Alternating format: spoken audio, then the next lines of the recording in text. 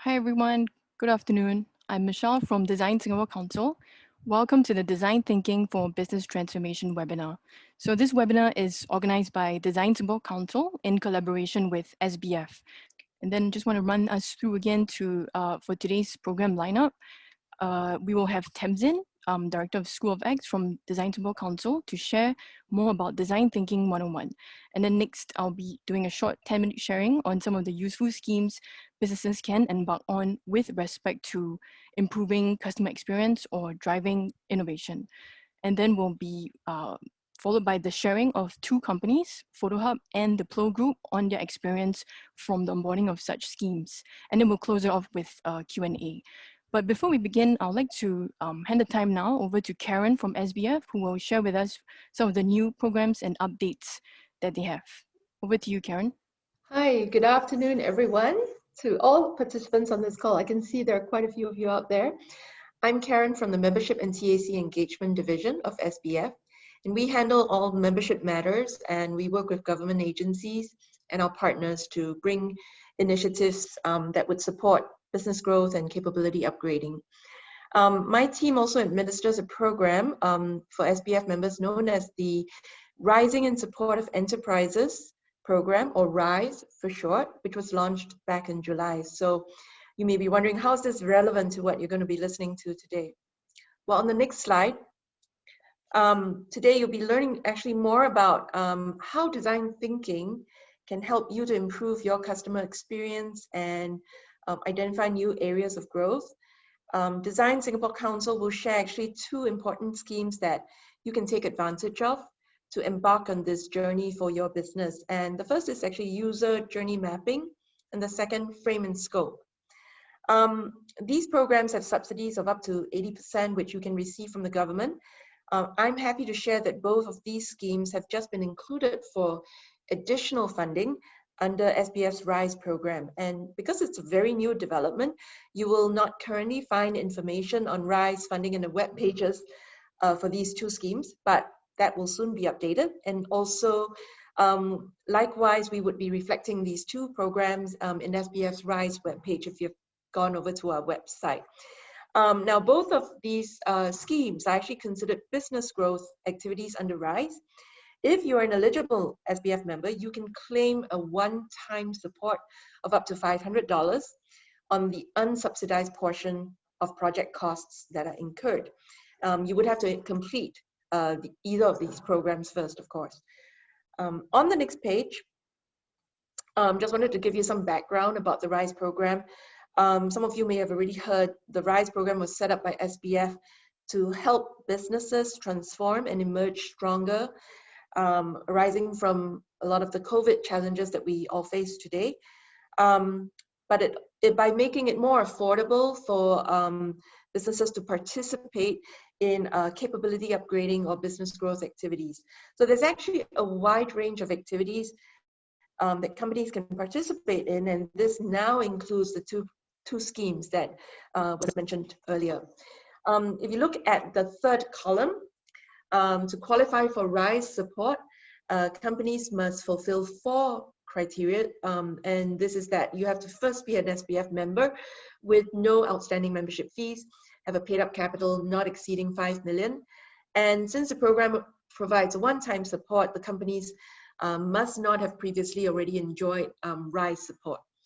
This program runs until the end of next year or until the RISE fund is exhausted, whichever comes earlier.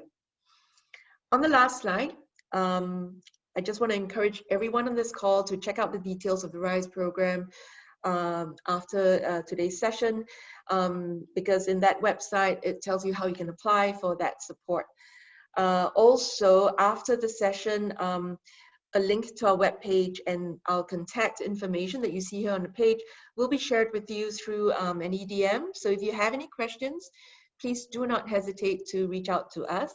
On this note, I would like to thank Design Singapore Council for this opportunity to share with you on this program, and let me turn the time back to Michelle. Thank you, Karen. Now I'd like to hand the time to Temzin, who will run us through the introduction of design thinking. So you'll learn about the key stages of design thinking, as well as some of the case studies of how companies have successfully adopted this methodology for their businesses. Over to you, Temzin. So good afternoon, everybody. I hope you've had a great day, good start to the week. I have a very short amount of time to share with you something that I've got a lot of passion for and that I have been using in one way or another for the past almost 30 years to truthfully transform expectations and outcomes of even very large-scale complex programs. Before I moved to Singapore around 8 years ago. I was part of the senior leadership team for the largest civil engineering project in the UK at the time. It was mired in controversy, and we basically use a design thinking-led approach to literally transform the outcomes of that project. So design thinking is something truthfully you can apply to almost any complex challenge. I now have the challenge of taking you through that in around 30 minutes to give you a taster of what it looks like in practice, share a few little examples of how people have used it and why it helps. But I'm very conscious I'm not going to cover everything, so I'm sure you'll have questions at the end. Please do feel free to reach out. So first of all, a little bit about Design Singapore Council for those who don't know much about it. It's the national agency for design. And in fact, I may be not well placed to really describe Design Singapore Council because I'm a real newbie. I joined Design Singapore Council slap bang in the middle of circuit breaker phase 1. So that's been an interesting journey. But in a nutshell, Design Singapore Council has its mission to develop the design sector for Singapore. And as I say, I've seen design used in such powerful ways around the world that I'm very passionate about enabling Singapore and every sector of life, from business through to domestic side of life, to really leverage that potential. We focus our work in 3 areas. So we really look at how we can help organizations to use design as a strategic business tool to really leverage some of those opportunities I've talked about. So not just for commercial organizations, but also to try to really drive citizen-centered public services.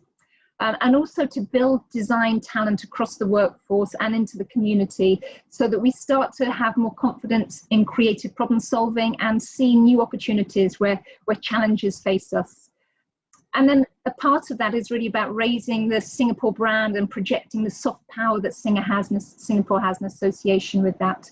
And for those who aren't aware, we sit within the Economic Development Board. And very, very briefly, our big vision is under our design master plan to create an innovation-driven economy and a lovable city by design, with some of those benefits that are listed out there on screen. We have five key strategic thrusts that are helping us to move in that direction. And strategic thrust number 1, I shall mention briefly because that's the one I focus mainly on, which is infusing design into the national skill set. I firmly believe that every single one of us has a designer in us. We all have some design ability. For those of you who enjoy watching football, I'm British, so of course it's hardwired into me. The analogy might be the difference between David Beckham or Manchester United and the Sunday League team, or the people that kick about to football in the park on a Sunday afternoon. Every single one of them plays football, but we just have different levels of capability. My belief is that design is exactly the same. We will always have master designers who are geniuses and produce these amazing things for us. But actually all of us have the ability to design, and it's an extremely powerful skill set. So this is why I'm very passionate about building design into the national skill set. And my little school that I just have to do a little plug for, because hey, I've got the stage now, is called School of X. And School of X is something quite new. It's a real world learning platform that brings organizations together with different kind of stakeholders. So we bring a very diverse lens of problem solvers together to tackle shared challenges. So the challenges might be, how might we reimagine our heritage neighborhoods who are really struggling during this pandemic? How might we really look at the different users in the neighborhood and reimagine the use of the space so that all stakeholders can thrive? We do this by building people's design skills, helping them to understand how to build a human-centered design lens. So there are learning outcomes for everyone that takes part, but crucially, we don't have a test, we don't have an assessment. The assessment is, can you design a solution to this challenge? And we coach and mentor you in actually implementing that solution on the ground. So there's a project outcome and a learning outcome through School of X. So there's a little plug. Michelle is going to share more on some of the other programs later, but for anyone that's interested in School of X, do feel free to reach out with me after today's session. So, but anyway, who cares about design thinking, huh? This is just surely some fancy term that we've heard a lot of, but doesn't really mean anything to us who are busy doing normal jobs and trying to earn a living. Well, actually, I really believe design thinking is hardwired into the Singapore soul. Design thinking, although it may not have been called that, is really what brought Singapore to where it is today. That visionary view of how do we go from the challenging, motivating conditions we're grappling with on the ground 50 plus years ago to this incredible country we live in today, this city garden, this incredibly innovative place that makes anything seem possible. Well, actually, design thinking methodologies and mindsets have really underpinned a lot of that journey. So design thinking shouldn't be something that is new to us in Singapore, because it's hardwired into the way we already think and do things. It's also identified as one of the key critical skill sets for any organization going through transformation. In particular, Minister Chan Chun Sing, they're talking about the key skill sets for public service workers. Design thinking is seen as one of them. But there have been various pieces of research that says this is one of the future-proofing skills that we should all be equipping ourselves with. And the great secret is it's dead easy to learn. It just is something we keep practicing. So it's really something that's quite accessible, unlike learning artificial intelligence engineering, a bit more tricky. So what is design thinking then? I think very often we assume that we can ask people what we want and that's good enough. I've often been told by people, well, Tamsin, I've been doing design thinking. I asked people what they wanted and this is what they said.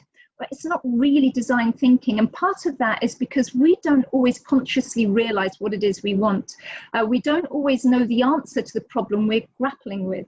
Traditional market research does tend to assume that we know what the problem is we want to solve and that we know what the solution would be. So very often you'll see people asking in surveys, how could we do this better? What could we improve? What other things or features would you like to see? And you put all that burden, that pressure, that design pressure on me, your customer. I don't know, I just know that this isn't quite working for me and I'm not quite sure why it's not working for me and I'm not quite sure what I want to see in its place, but it's just not working for me. And then we tend to leave it. So we can usually describe what we want to achieve, but we don't always know how we need to get there. And this is the famous quote that's often attributed to Henry Ford. If I had asked people what they wanted, they would have said faster horses. And I think it perfectly encapsulates. I mean, there is a little bit of a discussion as to whether he actually said this or not, but it doesn't matter. Yeah, the spirit of it remains absolutely true. We can only imagine an exaggerated form of what we're currently experiencing, usually. So actually, if we'd ask the question, what is it that you're trying to achieve? And if people had said, actually, I want to get to places quicker. The horse is too slow. The horse gets tired. I have to stop if we go for too long a distance. Then we start to open up our design solution options. So just by reframing even the way we ask people what they want, it can open up different kind of solutions. And design thinking is more about that. Design thinking is about bringing a different lens to the challenge and digging beneath the headlines of what it is our customers are telling us. So it really is bringing a fresh pair of eyes, and ideally multiple sets of fresh eyes, to the challenge. And the reality is, for most of us in any organization, when we look at designing a new product, we usually start with what it is that we're able to do. Or very often in today's world, we look at what our KPIs are and how we're going to achieve them. Or sometimes we have an idea that we're personally passionate about and we've got the opportunity to roll it out and say to our bosses, hey, this helps us achieve our KPI and I'm really excited about it. Great. And it's something innovative and we can afford it. So we think it's worth the investment. We want to rush ahead. And then we rely on great marketing to make everyone else want it. And I don't know if anyone's ever heard of Aroma Vision. I mean, I can't really see a show of hands, but there was a big trend. I think it began right back at the beginning of the 20th century for integrating aromas into cinemas. It started with having fans and cotton wool soaked in rose oil, but eventually it became quite advanced. This particular film was the first, as they call it, smelly movie. It had apparently around 72 scents integrated into the film. So as you watched the film, a different scent would drop through the air conditioning units so that you would be really immersed into the film and transported to that place. And it had random scents like the scent of a captured tiger. I have no idea what that might smell like. Mahjong tiles, again, interesting. And it was really meant to take an audience behind the Great Wall of China. Sounds great, huh? Sounds like something that would come out today, really ahead of its time. And that was part of the problem. It was ahead of its time. The technology wasn't great. They hadn't really prototyped it in the way that you might have done if you'd adopted a design thinking approach. So people actually found it just made them feel nauseous. It was overwhelming. The smells took a long time to clear, and there was just an overload to the senses. Some people couldn't smell it very well, so they were sniffing loudly to try to get the scent. The whole thing was a bit chaotic. And this is where we see that the benefit of design thinking could really have ironed out some of the creases. You might have taken a different approach and said, actually, we have got a great idea. And I still think I would love to see this happen. I can see there's some potential around this, but how might we make it work? Well, perhaps you don't need 72 different smells during a film. Perhaps actually you bring a scent in at certain times. Perhaps actually it's connected to the arrival of a certain character that has some kind of different meaning. Perhaps there's different ways of doing it. And today with artificial intelligence, perhaps there's different ways of really personalizing that. So I believe there's potential. But the real thing is, before you go and invest in kitting out an entire movie theater with this technology, and incidentally, this was invented by a marketing executive, yeah. So it didn't come necessarily from what the audience wanted. It came from a great idea to sell seats. So again, design thinking might start in a different way. And this might well have still been the answer, but the way you designed it and delivered it may have been done in a different way. Sadly, this concept was trashed. It didn't really take off. There were many different versions that were tried, but it's never really got any traction. But let's see, maybe its day has still to come. And if we use a design thinking approach, maybe we really can get there. So I'm just giving that marketing idea out to all of you there. So what what makes design thinking different, therefore? Design thinking doesn't start from the approach of what we can do or what we can afford. It takes a slightly different approach. In a nutshell, it's a very iterative process, and I'm going to come onto this. And I don't want to put you off the process, but iteration is fundamental to the design thinking process. It's a process for creative problem solving. So if you have a very linear engineering type problem, and I wouldn't say it's worth using design thinking at all. That would be like using a sledgehammer to crack open a nut. Unnecessary. My aircon broke yesterday. The guys came. It was a straightforward, maybe complicated, but issue to fix. Design thinking is more for complex issues and usually human-centered. And it allows us, when we go through the process, to define this sweet spot between what's technologically feasible, what's economically viable, the business case, and then what's desirable to our stakeholders, either our customers or our patients or whoever they may be. And desirability is normally, I have to say, it's very often added on as an afterthought. How do we package this, market it, brand it, give it a nice logo, get a social media campaign running for it? How do we make it attractive once we've designed what we can do and what we can afford? And that's common sense, yeah, it makes sense. Design thinking actually flips that model, and it starts by understanding the mindsets and what we call the unmet needs of our stakeholders. We often think we know our customers, but it might be they're grappling with things that they just learned to get by with.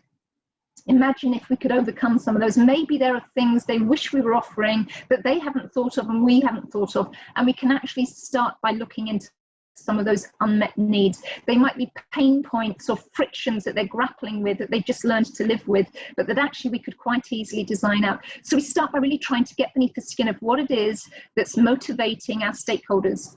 Once we understand them, it then means that we're far more likely to find a sustainable and win-win solution, something that we can deliver, that they can and want to use, and that we can afford. So we start with desire, and that allows us then to come up with something that will be more likely to be sustained. But that's when we go through the full process. And design thinking is a mess. I've just finished a School of X program, and we take people who haven't had no exposure to design thinking before in their life, and quite logical people, and they go through the process, and it actually delights me when I see those little moments of frustration and they pull their hair out and say, this is so frustrating, it feels so messy. But at the end of it, they come up with amazing solutions that they couldn't have dreamed possible.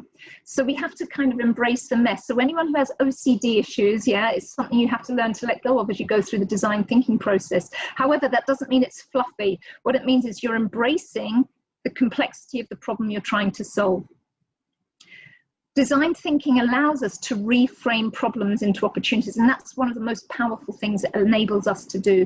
So by going through the design thinking process, we sometimes start to re-look at what it is we're grappling with and realize it may not even be a challenge. It may be a great new opportunity to pivot or to do something more impactful. The other thing it's very powerful at doing is allowing us to see patterns. We start as we go through the process to understand the patterns that are emerging and to make connections between the patterns and to try to draw out insights. Insights are gold for us because it helps us understand why things happen. So the design thinking process is designed to enable us to go through and actually unlock insights that maybe had been hidden in plain sight. It also challenges our entrenched assumptions, and over again, I've been in situations where we've really challenged high-ranking and very professional, experienced people. I took a chief financial officer out to do some field research once, and he had been very, very adamant to me in advance that he knew his customers. And he said, Tamsin, you have to understand, I know Singaporeans. All they're interested in is the biggest bargain. So we design everything to be as cheap as possible. That's their biggest motivation. And I said, well, that's great. I said, have you ever asked them? He said, I don't need to. I am Singaporean. I know. Okay. So we went out. I said, this will just be a validation. And we went out and spoke to people, real people in the field who really were buying his kind of services. He couldn't find a single person to validate that assumption. In some things, we do want the bargain. In some things, the price point is more important than other things, but in certain services, quality or speed is more important to us. And his particular industry was healthcare. And people, when it comes to healthcare, are a bit more choosy, and the price point wasn't the critical thing. And it really blew his mind, and he couldn't understand that his assumptions were being challenged in this way, but it was a real breakthrough. It actually allowed him then to move into really designing a different range of products. It wasn't dropping his products, it was actually expanding out his offering. So this can be very powerful about it. It's also action oriented. It's less about planning in an ivory tower and pushing things out. It's very iterative and action focused, which means we learn quickly and we improve quickly. You often hear the phrase about failing fast in design thinking. Well, I prefer to see it as improving fast. Yeah, we're permanently looking at how we rub out the friction points. It's very diverse in its inputs.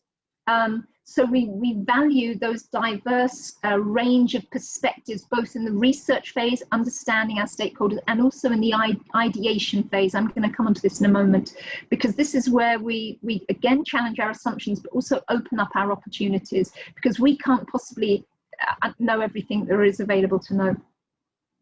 And this is another big thing. It's not binary. So this sometimes is hard for people to grapple with. We're often told there's one correct answer. My son has just finished PSLE. Oh, thank goodness. And it was a very interesting journey for me, trying to go through, for example, his science revision. In fact, an exhausting journey for both of us. And I realized I had to keep stopping him from thinking. As we were going through revision papers, and so as anyone whose child's been through PSLE will have known, we go through 1 million old test papers, yeah. And my son kept coming up with alternative scenarios. But if it was at night time, the plant would be doing this. But if it was this kind of crustacean, it would be doing this. But, and I said, whoa, stop. In PSLE, there is one correct answer. Focus on that, forget all the other things, yeah. And for all of us that go through school, we've had a similar experience. We're taught to block out complexity and focus on a more accessible and manageable version of what we're facing. And actually design thinking opens that back up again and says, you know, there's not always one answer. There's usually multiple possible options. And it's for us to test and work out which of those is the optimal one. And this is sometimes very challenging for people. It runs on rapid prototyping, as I've mentioned, in terms of the iteration. We're quickly testing, changing, improving, and really physically engaging with our idea so we can see how to make it better. And it's really intended for wicked problems, and wicked problems are usually problems that have human beings in the heart of them, because human beings, we're not logical. For all the engineers listening now, they're saying, well, I'm very logical. Actually, even engineers are not always logical. Human beings are driven more by emotion than they are logic, and we normally post-validate with logic. So when we're in that kind of scenario, when we roll out very logical solutions for human beings who are not always driven by logic, that's sometimes why we can get sticking points. There are numerous frameworks and models for design thinking, and I'm not going to go through them all, you'll be glad to know, but I thought I will very briefly introduce you to the overall kind of process that's common to go through with design thinking. And it always starts by understanding our user, by understanding the challenges on the ground. And I'm going to quickly run through what I mean by all of these little buttons in a minute. This allows us to then frame out the problem. As Albert Einstein is believed to have said, if he had an hour to save the world, he would spend 55 minutes working out what the problem was that needed to be solved, and then he could solve it in 5 minutes. Well, I'm a firm believer in that. If you frame your challenge correctly, everything else will fall into place. The problem is we normally skimp on this part because we think we should focus on having lots of great ideas. Frame your challenge is an important part of the design process. It's informed by the empathy-based research we do. But after we've framed out a challenge and we think, actually, now I know what problem it is that I'm trying to solve, and very often we find we were trying to solve the wrong problem, and that's why we weren't really getting anywhere. This little word at the bottom, iterate, comes into play. We've reframed our challenge, and that actually means probably we need to go and do a little bit more research now to better understand that aspect of the challenge. When we really understand the problem we're trying to solve, it then becomes super easy to generate ideas. Truthfully, you'll know it. You won't be able to stop yourself. You'll have more ideas than you can possibly ever roll out. And that's when you know you're on the right track. Of course, your challenge is you can't deliver all of those ideas, so you then have to synthesize them into the most impactful ones. And design thinking process allows for that. It allows you to connect the dots between the challenge you've identified, the users that you're trying to engage, and then the solution that's most likely to work. But of course, as we go through the ideation process, it may help us rethink again about what the challenge is. So we may have a little bit more iteration. Once we've got this idea up, we really need to think about how we can test it with people before we go out and spend $3 million rolling it out into a movie theatre. So we build visual prototypes and we get people to give us their feedback on them. And again, with the prototypes, it's where we better understand what we mean by our idea. We then refine the idea further, and eventually we get out and we test it with real users. So we'll be looking at how we can test both the concept and how people would interact with it. 100% that means we yet again need to iterate and improve, so that by the time we get to roll out our solution, we've ironed out a lot of the kinks and we've got something very, very powerful. You'll normally be at the phase then where your users are begging you for it. They're saying, when can I buy one of these? So you'll know that you're on the right track then. So in a nutshell, that's how it works. Lots and lots of iteration, but don't fear that. It's part of the process, and it actually means that at every single stage, you're refining your concept into something that's far more powerful and effective. How does it look in practice? Well, to understand our users, we can't do that in isolation. We can't do that by sending out a survey form. We need to go out and actually look at them using our products and services or our competitors, or using the space that we're interested in. And we really need to learn to look at behaviors, at interactions. We try to look at emotions and draw what we can from that. We look at hacks and workarounds. You can see here, this is a photo taken from a brand new toll booth station. It's spanking new, all new technology. And the worrying thing is that already after it had been opened, the organization had to print out an important notice to tell people how to use the booth. And then even worse than that, because people weren't paying attention to the formal poster, someone had to do a handwritten note to re-emphasize it. In design research terms, we would look at this and think, something's not working here. Yeah, this might be a sign that we need to go in and think about how else we might solve this problem. So when we go out, we really try and look for little clues that are there in the environment and in our users' behaviors, so we can better understand what it is we're designing to achieve. We ask questions, and when we ask questions, they're not binary, and we're not saying to people, tell us what the problem is and tell me how to fix it. The easiest way is to draw out people's user experiences, their stories, and try to understand why. So why do they do that? Why do they feel like that? And to really then walk in the shoes of our users. I always do this in my projects, number one, because I'm very nosy, but also because nothing can replace this. Yeah, that experience of walking around and seeing what it's actually like to engage with our products and services is very powerful, and particularly if you don't do it very often. So when I've worked with some organizations, I'll force them to go out and use their own services, and very often in the senior management team, they've never used the services. So it's a powerful place to be. I'm going to try and share a quick video to give you an example of how this might look in practice. this isn't empathy-based research, but it helps you understand the benefit of trying to look at the full picture during research phase. An event seen from one point of view gives one impression.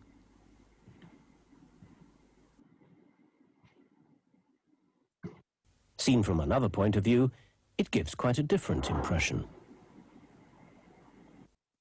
But it's only when you get the whole picture you can fully understand what's going on. Okay, so just a quick little video there to share. I don't have time to ask you to turn on your cameras and have a chat, although I wouldn't really love to do that. But it really helps us to see that sometimes if we do a shallow level of research, we can jump to the wrong conclusion. When we look at our situation from different lenses, it helps us to better understand the problem. So it doesn't mean that our first assumption was wrong, but it might help to give us a better appreciation of really what's going on in order to then design a solution for it. So the empathy phase is critical, and it's something we never drop. We keep bringing it back into every single thing that we're doing.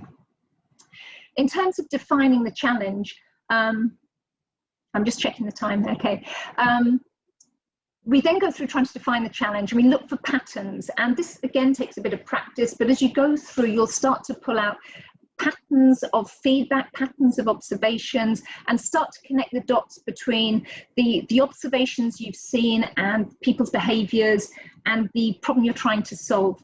So this allows us then to really focus in on a specific area and to start to draw out a clearer description of our challenge. Now, bear in mind, as I've mentioned with iteration, the more we research, the more we may need to do more research as we keep framing our challenge down more tightly. But we'll eventually reach the point where we can frame something around how might we solve this issue. And we normally work towards a how might we statement because it's phrased in such a way that it allows multiple options to come forward as potential solutions. I'm going to share a quick example here of a very well-known cat food company, and this one was actually operating over in Europe. They already had around 80% of market share, depending on how you ask the question, but they wanted more. Of course they wanted more. So when you've already got 80% of the market buying your cat food, how do you increase that market share? So they did what they always did. They started out by carrying out a survey. They wrote out to their customers, they encouraged people to fill in and the chance to win some free cat food or whatever the prize was. And actually all the survey did was confirm what they already knew, because of course the questions were designed to confirm that. There wasn't really an opportunity to dig beneath the surface. Yes, Pete, my cat likes your cat food. I know that because it always clears the bowl. I love my cat. It's not a burden to have a cat. I enjoy caring for my cat. No breakthrough insights. So they decided they needed to run a focus group, or several focus groups. And the focus groups, again, didn't really provide any insights. I love my cat. My cat's like a member of the family to me. But there was no insight, no breakthrough. So they asked some families if they would be prepared to have a video camera placed in their kitchen for a period of weeks. I think in this case, they probably had to bribe them with a year's supply of free cat food. So sure. And of course, the same old thing happens. That's during the first week, every time the cat owner walks into the kitchen, they're looking their very best and they're very conscious of the cameras. But after a while, they forget the cameras are there and the real user behavior comes out. And as the researchers started to watch the footage, something started to emerge, a pattern emerged that they really hadn't expected. 100% they had not put this question on the survey form, and absolutely they hadn't asked this question in the focus groups.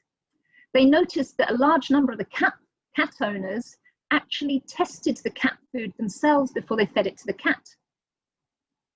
That wasn't something they expected. They went back and they asked the owners, why do you do that? Some of them weren't even aware they were doing it. It was a subconscious action. But for some of them, they said, well, it's like my baby. I want to check the food's good enough for my baby. And the clues had been there, of course. This is like a member of my family. Any one of us that has a child knows that when they're little, we've tested their food before we feed them. So for me, the surveys and the focus groups can be more powerful after we've done the empathy-based research, where we think, wow, is this real? Could we now send a survey out to find out how many other people do this? Maybe people aren't even aware, so maybe there's a different way we need to draw this insight out. So the design thinking approach can be very powerful in terms of understanding what the opportunity is. In terms of the ideation, there's many different ways we can come up with generating ideas. Once we've framed that challenge, it becomes super easy. And there are different techniques, such as flipping the problem into a positive. It's quite, if you wish to go off and try that yourself, you can. This poster here on the right was one created by an artist, a graphics designer called Amber Share. She looked at 1-star or 0-star TripAdvisor ratings for the national parks in America. She couldn't believe that people were actually giving such low ratings to national parks, and she wondered why. And she actually flipped the negative reviews into advertising posters. So it's an interesting thing. For some people, the thought of no cell service, no mobile phone signal, and terrible Wi-Fi, oh my goodness, my teenage children would hate that. But actually for me, woohoo, no one can reach me for 2 weeks, I'm on holiday. So again, we can look at the challenge and think, is there a different way of approaching this? And we then synthesize down our ideas into the one that works most powerfully for our users. And this is where the value proposition canvas comes in. Through doing our research, we begin to understand our customer or our user. We understand what things they're trying to get done, e.g. feed the cat. We understand the pain points, and we also understand what they're aiming to try to achieve. So, you know, the pain points may be, oh, I don't like giving my cat food from an industrial looking can. It makes it feel like he's less important than the rest of the family. And the cans are really awkward and clunky to open, and I can't get the food out the bottom. We start to understand the friction points that we could design out. We also understand that what the person really wants, the cat owner, is to make this cat feel as welcome in the family as everyone else, to really sit at the table and be served on a silver platter. And that indeed is how this company changed its approach to packaging their cat food and marketing it. So we can then connect our idea to what it is that will really resonate with our user. Prototyping then allows us to design the idea to actually have a visual and even physical experience for people to connect to and give feedback on. It's much easier for people to give feedback to something they can interact with and look at, rather than just something they read about or listen to. And the prototype can be as crude as this. It can start like a cardboard box with pictures drawn onto it, so people can be spoken through and have a go at playing with this imaginary device. You can start in a very accessible and affordable way. So design thinking needn't be expensive. It really can start cheap and fast and dirty, so that you can just start to improve your understanding of what people might be looking for. And we then can get onto higher levels. What we're really trying to do here is understand, first of all, whether the concept is something that our users find appealing, and where the strength points are and where the things they're less interested are. And then also really look at the usability, that user experience as they're interacting with it. This allows us to keep improving our concept. And we start on a very low fidelity way, and we gradually build that up as we get more feedback on board. This is actually an example from a project. This was a couple of weekends ago up at the Jewel at Changi Airport. We took a group of staff, volunteers, and other people who'd been going through a School of X program. They had designed solutions for Dance for Life. And this is actually an example of them running some event up at the Jewel. And it's such an extremely powerful experience, because they could see where the gaps were in their thinking. They also found that it was a tremendously effective solution for the challenge they were looking at, but they really understood how to make that work better. So even if it's a crude and basic prototype, the experience of taking your users through is tremendously powerful in terms of informing the outcomes. The people who designed the solutions on this program went through a 6-week program with us part-time. And by the end of it, they've come up with solutions that Dads for Life will be operationalizing nationally next year. So you can see, from a very small project driven by non-designers, you can actually come up with something that has a big impact. I'm quickly going to run through this before I end. I'm very often told by people that they have many reasons why they don't want to go down the route of design thinking. And cost is one of them, yeah? Why will I waste so much money going through all these different ideas when I already can just choose one? So this is again why I show you cardboard boxes and drawings on whiteboards. It needn't be expensive to test many ideas, yeah, and to see which one gets traction. But the other big thing is it can actually save you a lot of money. I'm often brought into projects that have already gone wrong, where a lot of money has been invested, where stakeholders are feeling disillusioned, and they may even have their reputation damaged. There may even be people protesting against the solution because it wasn't thought through well, and I'm often brought in to try to fix that. That's then very expensive to try to fix the problem that's already been rolled out. So design thinking can actually save you a lot of money by getting all of the friction out up front in a very lo-fi way. And it will take too long, huh? Well, actually, no, we can do this very quickly. I was talking to a project client this morning. The project they're looking at is transformational. It will be a huge piece of infrastructure coming into Singapore, a big lifestyle investment. And we're looking at doing a 4-week program to iterate and come up with a very powerful concept right in the heart of that. It can be quick. It needn't be time consuming, but it can allow you to make sure that you're going in a direction that's going to resonate with the people that you want to bring on board. So actually, it can really, in the long time, save time. And again, it can avoid you having to spend time remedying things. And this is a common one. We can't please everyone. As soon as we start engaging people and ask them what they want, they'll ask for things we can't give them. Well, the design thinking process isn't really like a checklist to tell me what you want. It's more a process to uncover the motivations, the aspirations, the insights. We focus on the why you want this rather than the what you want. And this allows us then to design for the win-win-win. And I always say we can look not only for the win-win, but the multiple win, because that's the solution that will really get traction. And it's 100% possible, even when it doesn't seem like that. And another one is, I already know my customers. They're very loyal. They've been using my services for years. I don't need this. Okay, well, I gave you the example of the CFO already. Yeah, this gives us a chance to understand our customers better. And in an entirely integrated world, customer expectations are beginning to change. We expect more from the people we buy services from, people we transact with, people we engage with. So if we don't keep track of their motivations and understand what lies beneath the surface, we may risk losing them at some point. And then this is the other one, it's messy, unfocused. Well, if you can embrace the mess, it can really help you. We're used to, most of us, solving problems in a very logical and linear way, and that's easy to project manage and control and to predict the outputs of. However, for complex problems, it doesn't always work. So design thinking is focused. It's focused on impact rather than output, and there's a big difference. So the process isn't exactly linear, although it's broadly linear, but it allows you therefore to navigate the complexity. And we have to also bear in mind, as I mentioned earlier, humans aren't logical. So trying to apply a very linear, logical approach to everything we do when we design for humans may mean it doesn't always work the way we would like us to. And then finally, I don't know where to start. That's where Design Singapore can help. So Michelle will share more with you in a moment, and I've mentioned School of X. Please do feel free to get in touch on that. I'm just going to very quickly, before I end, share with you a quick case study. We have many case studies, and I thought this was a nice quick one. Some of you may be aware of it. This was Cheng Yu Heng, yeah, a sugar candy company. So they were back in the early 2010s. They were one of Singapore's largest rock sugar manufacturers, yeah. And you may have heard or read about this case study already in the press. They started to find that the market was becoming more challenging. Cheaper alternatives for their rock sugar were coming in from other parts of the region. And actually on the consumer side, they found that traditional rock sugar was facing a decline. There was less consumer demand for it. So they stepped back and tried to work out what they might do about that. So the head of business development there, John Cheng, here he is, a young guy, I think only 26 when he embarked on this journey, actually became inspired by design thinking and wanted to understand if this might be part of an opportunity for their new approach. So as well as hiring external business consultants, they brought design thinking into their approach.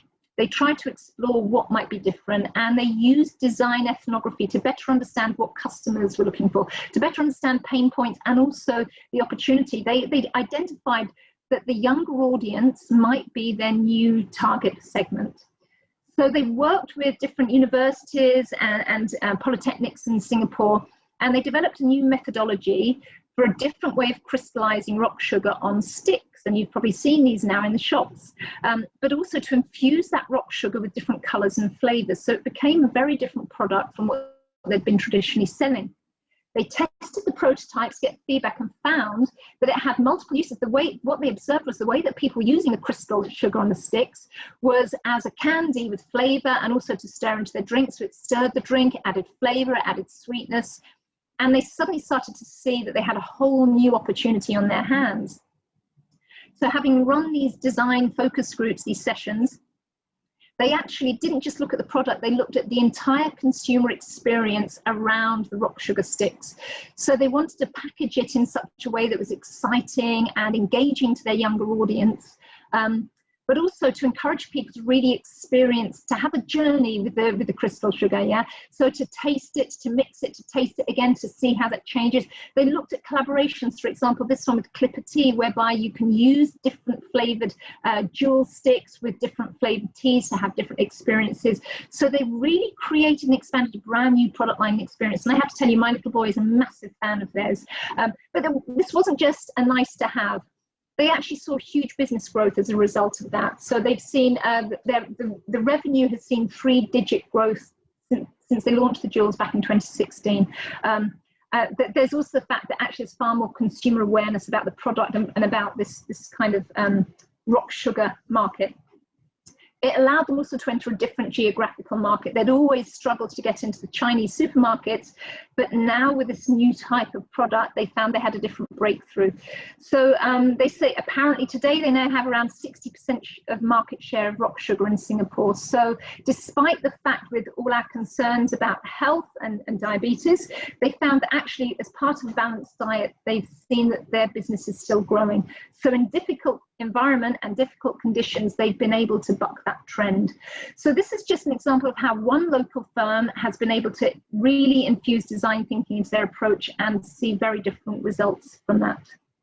So I'm going to pause because I know I've run out of time, but please do feel free to ask me questions. I can't see the chat box right now, but I'll stop sharing and then I can see if there's any questions you have. Thank you, everyone. Thank you, Tamsin. Thanks for that very lively sharing. So like what Tamsin mentioned, design thinking can be even used for commodities like sugar. So in a nutshell, design thinking is useful because it can help to improve customer experience. And like you've seen from the previous examples, it can help you pivot your business into adjacent markets and also sharpen and improve brand positioning, even helping you to go digital and building capabilities. So you, in the process of doing design thinking, again, you have deeper understanding of your user needs as well as behaviors. Like what Tamsin has mentioned earlier, there's different lens that you take on to build a more holistic understanding of where your situation or the context is. And also in the process, you de-risk information and save costs and expedite the whole development process.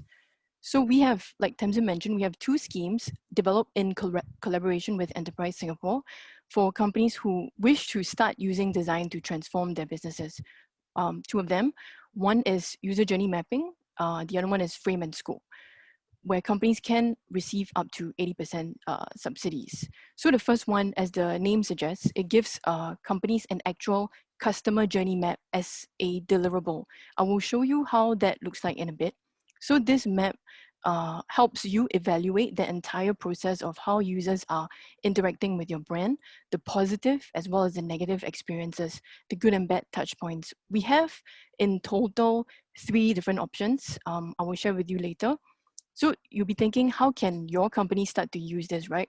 What kind of problems can you use it for? So here are some of the examples of the problem statements that we see companies onboarding this scheme, what they put out there as challenge statements. How might we improve the digital learning experience of a cooking academy? In given current times, who are the key segments of the business that the business should target? And then how can we improve overall in-store experience, for example? So in this slide, okay, I just go back to that slide. This is how the user journey mapping looks like. It starts with starts by compiling a series of user actions and goals into a timeline, and then fleshed out with thoughts as well as emotions to create a narrative. So then this narrative is put out in this visual format. So you'll see in this example, which is much more fleshed out, it focuses on a customer's experience, how he or she is going about their in-store food ordering experience from pre-ordering stage all the way to post-consumption stage. So you'll be able to see like, oh, this office lady is feeling very stressed out, you know, in the midst of a busy working schedule. She's trying to find somewhere else to relax and have lunch. So these are various opportunities and touch points that the business can look into to improve and find ways to reach out to customers. In this slide, we have a study done by Aberdeen in 2016. So it was reported that companies who invested in customer journey management, they see on average a 54% greater marketing returns than those who didn't. There were also more cross-sells and upsell revenues and faster than average sales cycle. So going proper into the scheme, user journey mapping, we have, depending on your budget and appetite, we are offering 3 different variations of the UJMs to companies. In all of these options, you will get to work with design consultants from a panel of your preferred choice. So basically, the 3 options, they vary in the extent of how much and how deep you want to go. So think of it as small, medium, large options. In option 1, it's for companies, customer-facing companies who would want a quick understanding of their current customer journey. So this focuses on one persona. That's why it's a very light touch kind of approach. Whereas in option 2, slightly more extensive, we will cover up to 3 to 4 personas. So this would be useful for businesses who are thinking of reaching out to new potential customer segments for your products or services. And in option 3, apart from surveying your customers, aka your external stakeholders, this option will also take you through your internal customers, which is your staff, how the back-end operations and everything link up and ultimately affect your front-end customer experience. So if you want to put it out in a very visual format, this is the differences between the various options. Option 1 and 2, more of a front stage thing where you interact with your customers. And option 3 is a full-blown service design blueprint that will map out back end all the way to front stage. In the next scheme that I'll share, it's called Frame and Scope. Basically, this is for companies with a larger appetite using a similar but more extensive process, helping companies identify and prioritize key areas of transformation, and then outlining a roadmap of implementations for them. So far, we have about 11 companies who have onboarded this scheme with us, of which 3 of them have already completed the initial phase. We have 2 of them here to share with us today. You'll hear from them shortly. So here's an example of some of the project statements that they come with. How might they want to engage the millennials to create a new experience beyond selling products? How do you create a experience strategy to target your affluent customers? Basically, FNS, Frame and Scope, is a deeper level of exploration and understanding of possible new business opportunities or areas of transformation. It is a slightly longer program, you can see from the timeline, broken down into 2 key phases. In phase 1, the first phase will be supported and funded by Design Council. The second phase by Enterprise Singapore. Companies in the first phase, companies will go through a discover and prioritize phase where at the end of it, they'll receive sort of like a strategy roadmap outlining possible recommendations as well as implementations. So with this document, companies can use it to further fine-tune their thinking on projects they have in mind. With renewed clarity and focus, and with the help of design consultants who they will choose from the panel, companies can then draft a proposal to ESG, Enterprise Singapore, and then proceed to phase 2 to acquire more funding from ESG for implementation costs once the grant proposal is approved. So I wouldn't go too much in detail, but in a nutshell, basically these 2 schemes, if you want to compare, UJM, user journey mapping, is a low-touch approach for companies wanting to quickly zoom in on certain areas of their business to improve upon, whereas Frame and Scope is useful for companies who are not quite sure what is the problem they want to solve. Quite similar to what Tamsin has mentioned earlier as well. It provides clarity to help you solve the right problem, because sometimes you might be solving the wrong problem. And so Frame and Scope gives you the opportunity to properly frame and identify which are the opportunity areas that you should be addressing. So with that, I will hand the session now over to That Leong from PhotoHub, who will be sharing how they found the schemes useful. Over to you, That Leong. Okay, firstly, I'd like to share a word of thanks to Design Singapore and SBF, for providing this platform to share a little bit on our company's transformation journey. Okay, my name is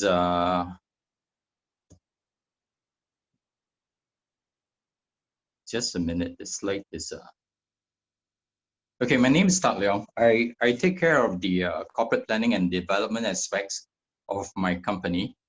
Photo Hub.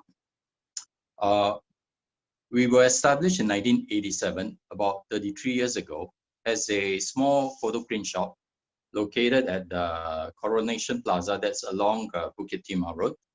So the picture you see there, that's our very first shop. So if you look closely at the picture, you will notice we carry a lot of Kodak's products and services. In fact, 90% or more of our products and services comes from Kodak. The founders, Vincent and Eric, if they look alike to you, yeah, you're right, they're twins, So in their growing up years and even of now, they have lots of interesting experiences on mistaken identities, but I guess that's another story for another day. Now, for Photo Hub, we are often seen as a sunset industry. So let me just illustrate a little bit. When Kodak, example, collapsed and filed for bankruptcy in 2012, a lot of people think, yeah, Photo Hub probably going to be under the water pretty soon as well, but fortunately we didn't. Okay.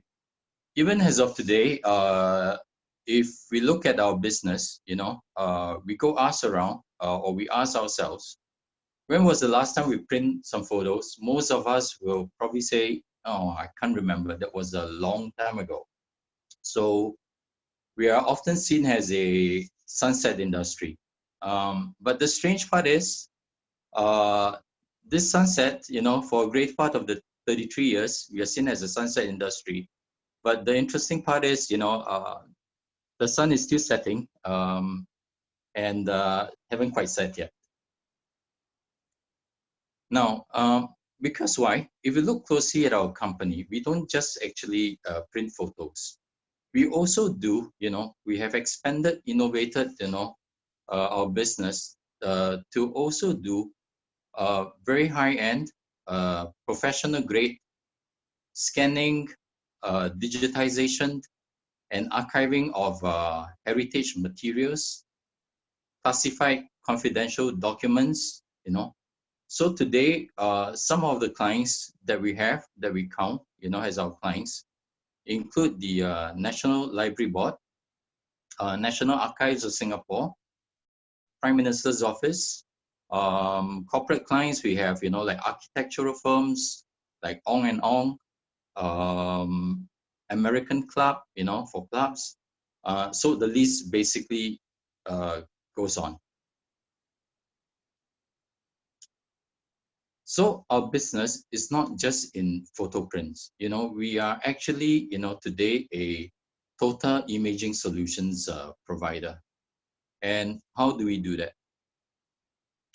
For us, we are a firm believer of constant innovation, constantly transforming ourselves, not just only to stay relevant with the times, but in fact, to stay ahead of the curve, to future-proof ourselves, to be always future ready.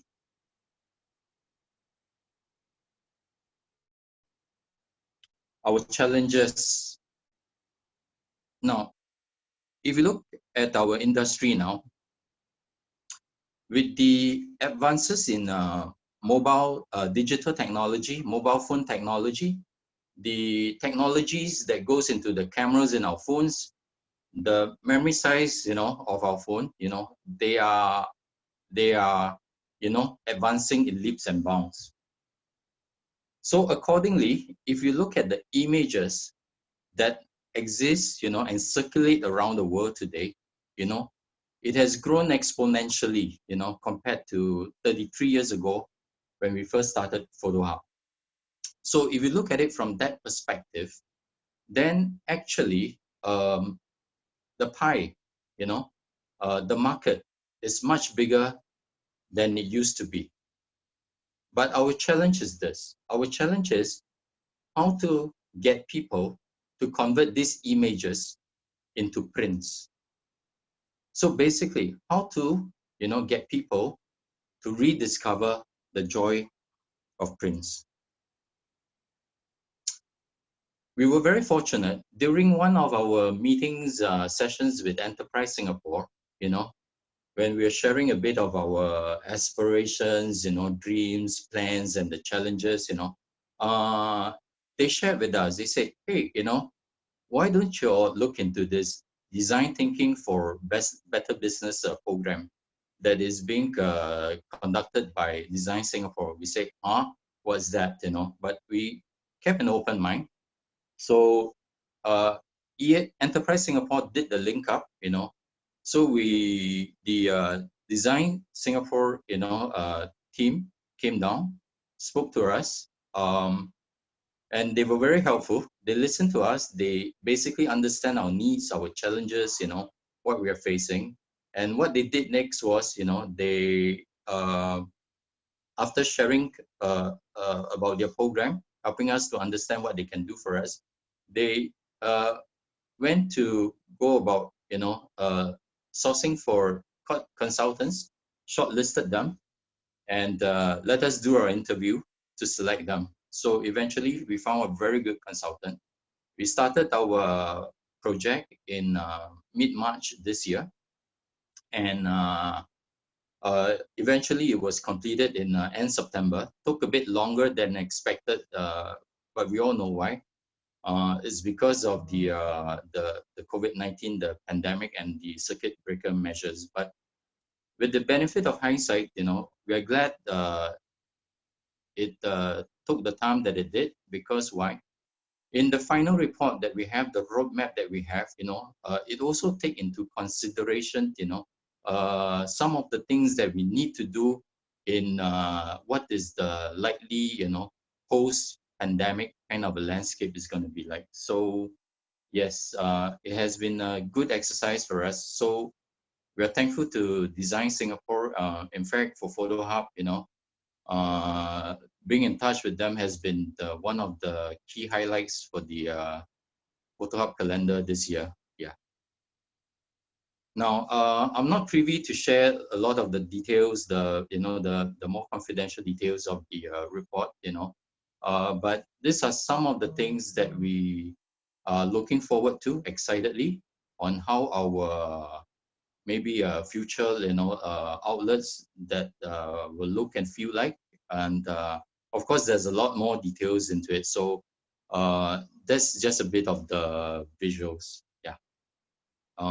So we basically can't wait to get this started. And I think on that note, thanks. If there's any questions, I'll be happy to take them later. Back to you, Michelle. Thank you, Tat Leong.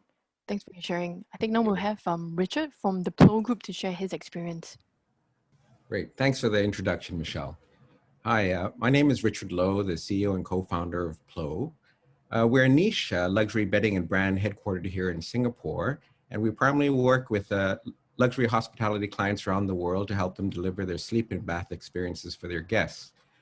Our philosophy is about focus, that is doing only a few things, but doing it very, very well. And in terms of product, we offer goose down pillows, like you see behind me, duvets, Egyptian cotton bed linens, plush toweling, and robes under our Plo brand. And this is a brand that we created. It's actually comprises our family name Lowe, and just a play on the words pillow. So over the years, we've been fortunate to become the bedding brand of choice for many luxury properties around the world. And our clients now include properties like the Aman in Tokyo, the Mandarin Oriental in Paris or London or New York, the Taj Mahal in Mumbai, and also right here in Singapore, the Raffles Singapore, an iconic property. So as Michelle had stated, we were one of the early companies which embarked on this DSG Frame and Scope initiative. And I just wanted to take this time to share some of our experience and thoughts about it with all of you. So let me start by just providing a little context then share a little bit more about what the project did for us, and finally leave you with a few thoughts for consideration if you yourselves decide to embark on the program. So in terms of providing some context, back in 2002, when we founded the company, our vision was to build a world-class business and brand, and that was focused on the luxury sleep and bath space, and it still is. And for the first 16 plus years, we were keenly focused on building a world-class brand, but particularly in the B2B, the hospitality space and ecosystem. Over the last 18 months, however, when we were doing some strategic planning and asking ourselves, how do we grow? How do we evolve the company? We realized one important thing. It was, what got us here will not necessarily get us there. We thought this because we saw that the world was rapidly changing. Our clients were evolving. Industry consolidation was taking place in our sector. For example, a lot of the big hotel groups were buying out each other, and thus changing the dynamics of how they were going about business, buying things, prioritizing things, and going to market. At the same time, however, there were also a lot of exciting developments on the consumer side taking place. There were a lot more people, having been in business now for 16, 17 years, that were experiencing the Plo brand at top hotels around the world. There was also a lot more focus in the marketplace about good sleep and the importance of getting good sleep and what it could do for you. The wellness movement was taking place. And most exciting of all was the rapidly growing middle and affluent class here in Southeast Asia and the growth of e-commerce right in our backyard. If some of you have read some of those recent reports by Temasek, Google, and Bain about Southeast Asia being the third largest e-commerce market and also the fastest growing, we saw those as exciting things for our business and our brand. And this is precisely where design comes in, and actually design thinking. For us, we were looking to answer the following question. Given the increasingly recognized Plo brand we had managed to build in the B2B space, which was the hospitality and the hotel space, how do we now digitalize and deploy that Plo brand in the direct consumer space? That was our new journey and intent. And so that's what we used the Frame and Scope project to help us think through that question and to explore it more fully from a design thinking perspective. So if I have to answer the question, so how did the DSG Frame and Scope program help us? I think the most important thing was it helped us clarify thinking on several fronts. First, it confirmed our key questions, the issues, the assumptions we wanted to address. It also better ensured that we were asking the right question for the situation. I think you heard Tamsin mention about the importance of asking the right question and clarifying that. It also helped us, think about the possibilities and be more clear about the outcomes and the intent that we wanted to have. For us, it was a question, how do we digitalize and deploy our brand to the direct consumer globally? Not only did the 6-8-week project help us to do that, but it also clarified our path forward. It also reminded us to have a keen focus on the consumer, to be consumer-centric. And it helped us to act on our intent to enhance the Plo customer experience for that direct customer. And lastly, it also helped us think about our growth, where we wanted to grow, what we wanted to do better, who we wanted to reach out more specifically. Basically, it helped us to frame that challenge and that opportunity. Secondly, how did it help us? Practically, it also provided us some financial and advisory support for something that we already wanted to do. We started the program in April this year, but this was a question that we'd already been thinking about, and we'd been interviewing consultants beforehand. On the third thing it helped us to do was that it helped to introduce us to a global design ecosystem and network. And this was through DSG and just being part of the program.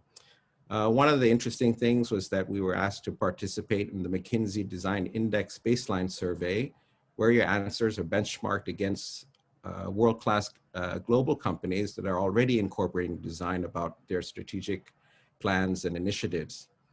So what we got to see is that where our thinking stood relative to how others who are the best in class go about incorporating design into their thinking.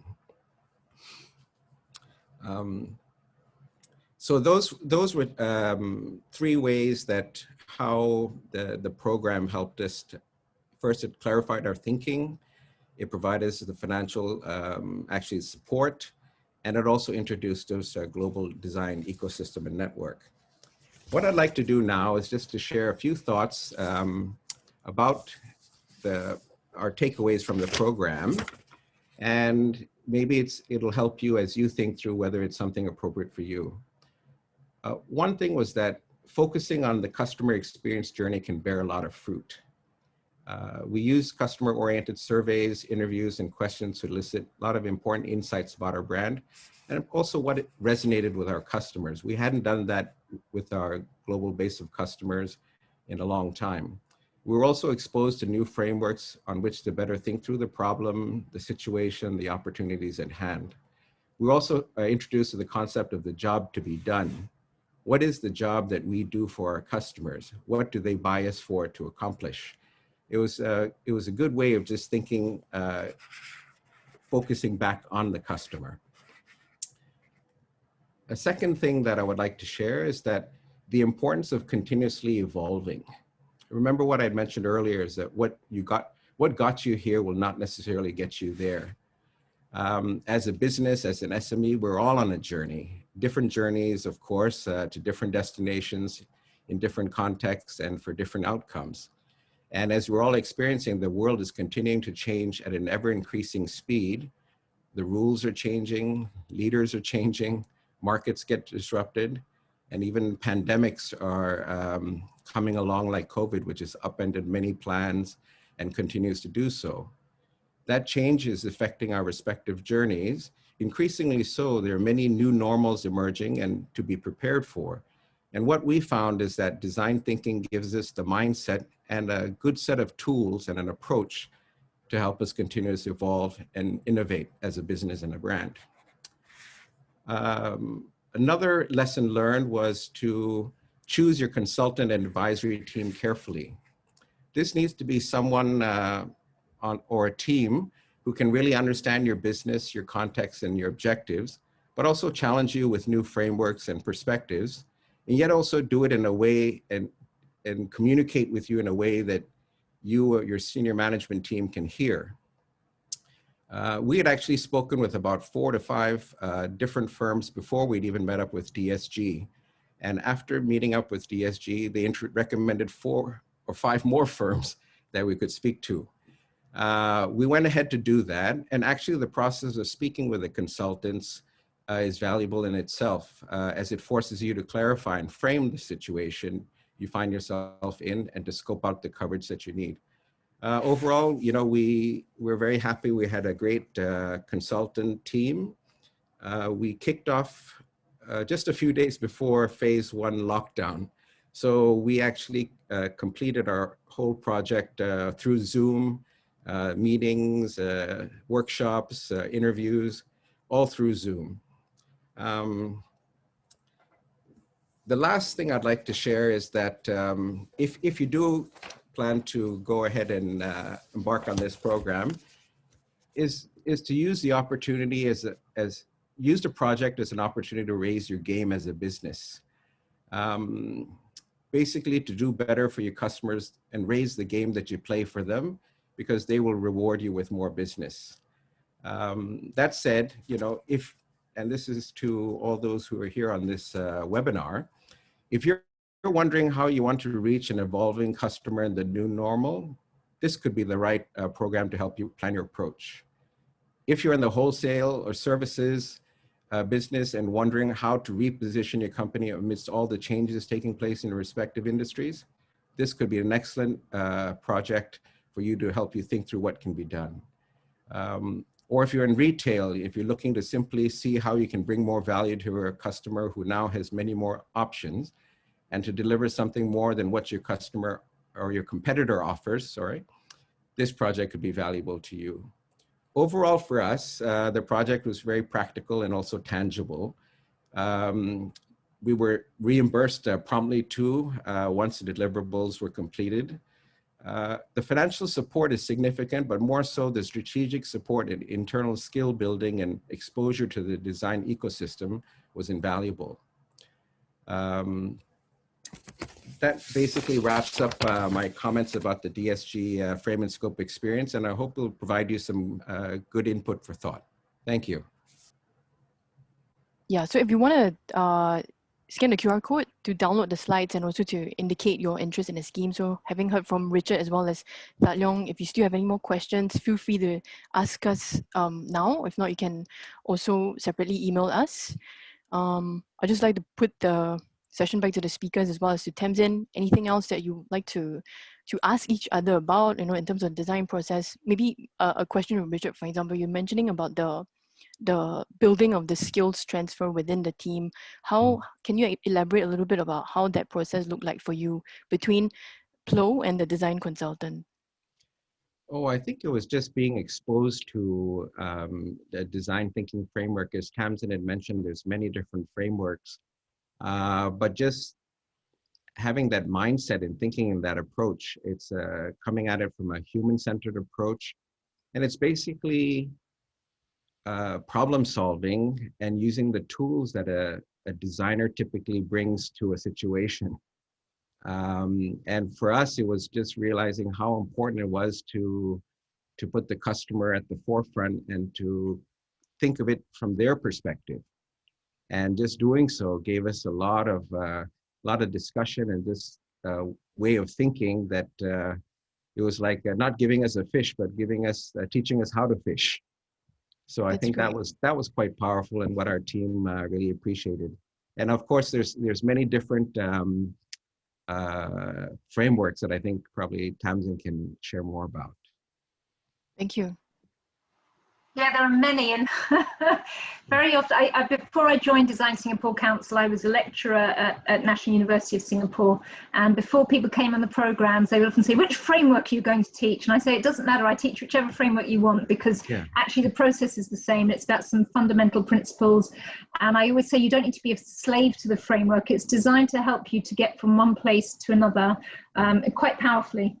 Some people have been asking questions earlier, and I think some of that was quite interesting as well, talking about, for example, the construction industry and whether design thinking is relevant in sectors like that. I can say that I've applied design thinking in many sectors.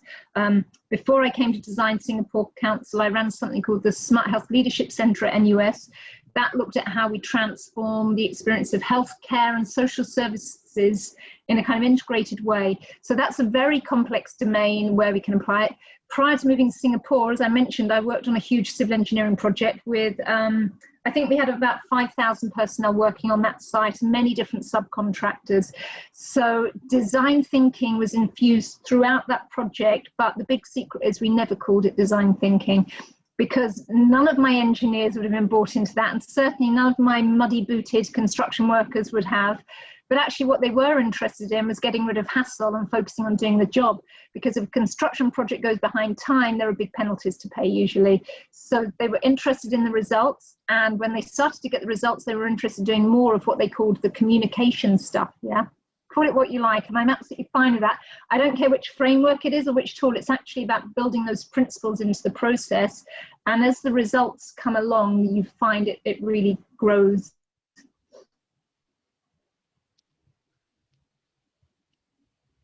Do we have those are my, I could ramble on for ages, but I feel my voice dominates, so I'll let someone else speak. Do we have any I was going to say, if anyone else has questions.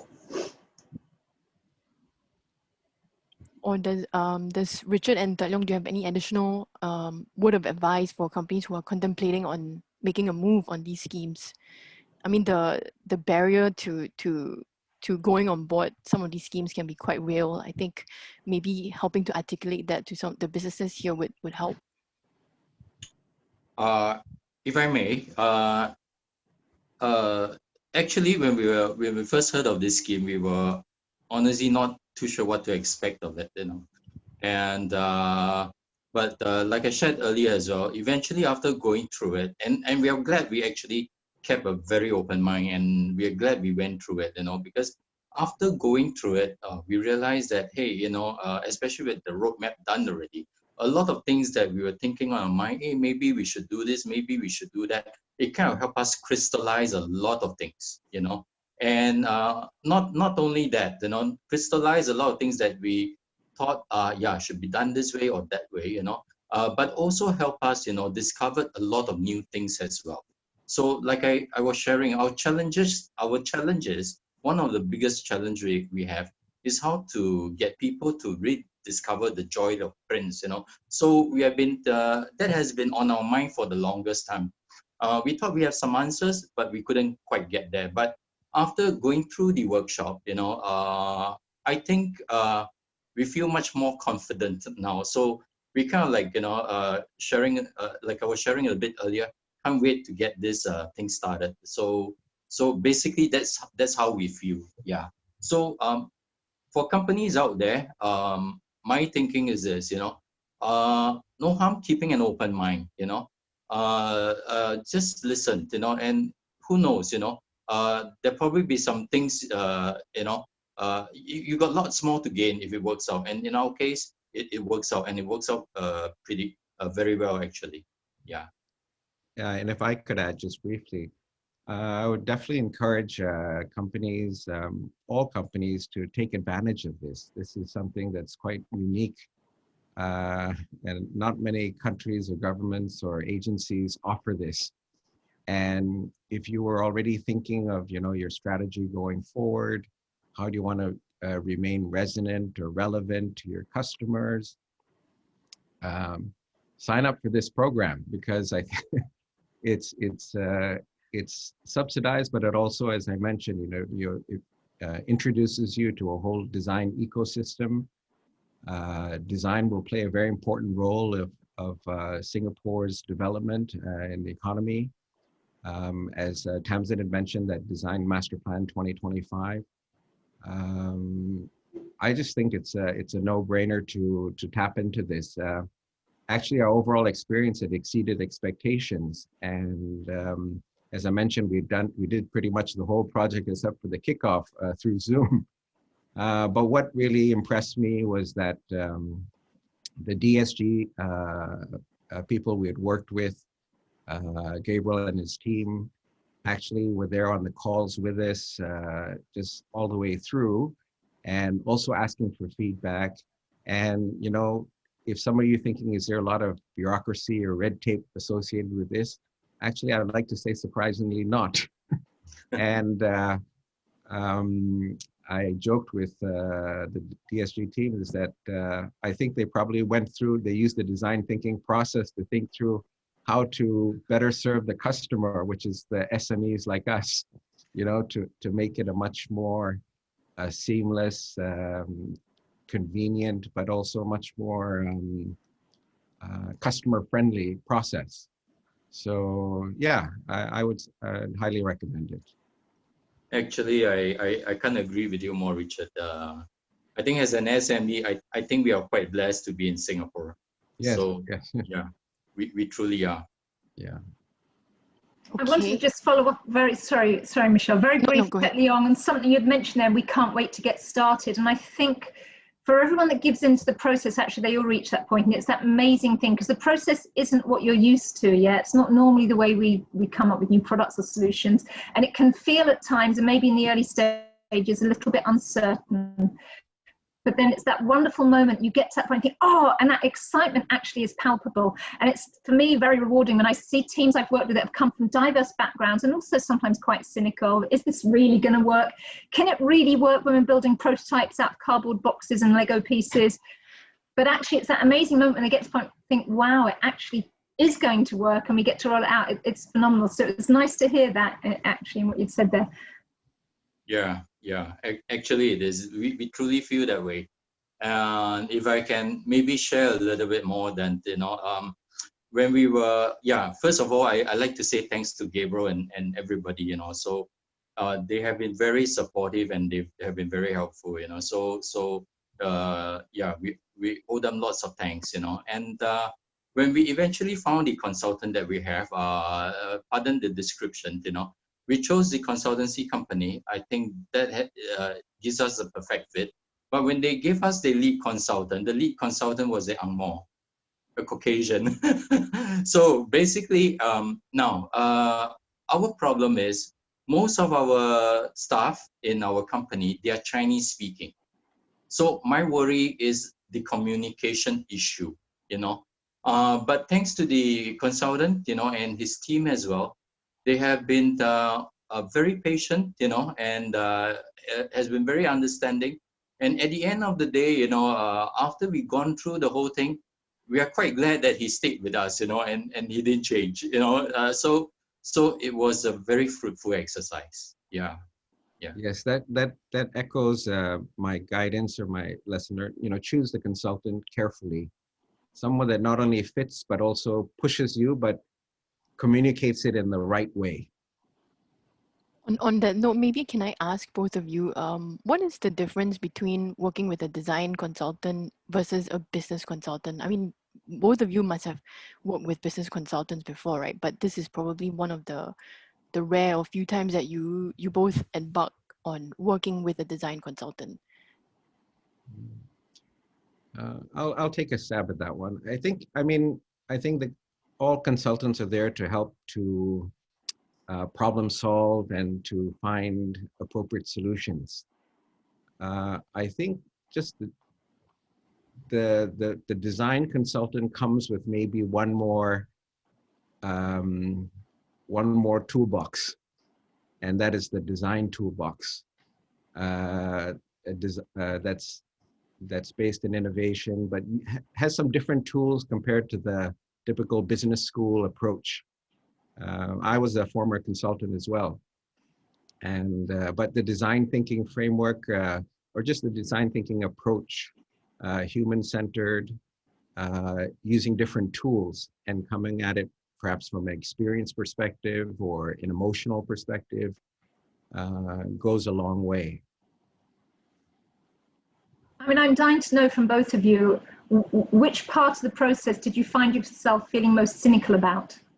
Because there must have been those little moments of cynicism thinking, yeah, is this really going to work? Or were you very open? Actually, you sound both very open, but I'm quite curious about that. Yeah. Actually, for us at PLO, we were actually very open because we had already, a few years ago, we had been exposed to, you know, the power of design through brainstorm design. Oh, we brilliant. attended brainstorm design, the first one in 2018 and also 2019, and watching all of those business leaders from around the world, design practitioners, architects, designers, talking about the power of bringing design and business together. We got very excited, and so we had already embarked on talking to some of those design consultants, and then only later we met up with DSG. And then when we found out that, wow, they were offering a program, they were helping to subsidize certain things, we said, you know, please sign us up. So you were up for it anyway, yeah. So you trusted we were already going to do it. Yeah. Excellent. Actually, the same for us as well. Yeah. And about the cynicism part of it is, I described it as at one of the sessions that we have. You know, at that point in time, we're about 50%, you know, halfway through the project already. And then I described it this way at one of the meetings. I think Gabriel might have been there. I'm not too sure. I said at the meeting, I said, you know, when we first started on this journey, we didn't quite know what to expect, you know, and I describe it this way. You just imagine ourselves waking up, you know, at about 5 a.m. in the morning, you know, and we are going to go to this outfield camp, you know, outfield exercise. And then when you get into the field, you see, oh, it's all dark and misty, and, you know, and it's cold, and it feels, Yes. you know, that miserable kind of a feeling, and don't know what to expect. But as we progresses, you know, and then the sun starts to rise a bit, and you can see a bit of the silhouette, the trees, and the mist start to clear, the dampness start to clear. That's a pretty good feeling, you know. And I say, hey, this is beginning to look interesting. And then, of course, you know, eventually we saw the sunrise, and it was really great. Yeah. I think that's a brilliant articulation of the process. That is it. We start to eventually see the camera lens focus and go, oh, okay. But yeah. I literally said that. Anyway. Yeah. Thank you so much for sharing. I think I'm conscious of time as well. So is there further questions from the floor or amongst the panelists? If not, we will call this a wrap. And then if, please help us to scan the QR code, provide your feedback. We'd love to make this session more relevant and more useful for the businesses and for yourselves. And feel free to reach out to the emails you see on the screen, or to Tamsin or to Richard as well as Tat Leong if you have further questions. We'll be following up with a post-event EDM. So highlighting all the salient points that's been discussed in this session. So, and also a link to download the slides as well. So any more last questions? If not, thank you so much for everyone's time today. And also thank you to SBF for working and collaborating with Design Singapore to put this session together for everyone this afternoon. Thank you. Thank you. Thank you. Thank you. Thank you so much.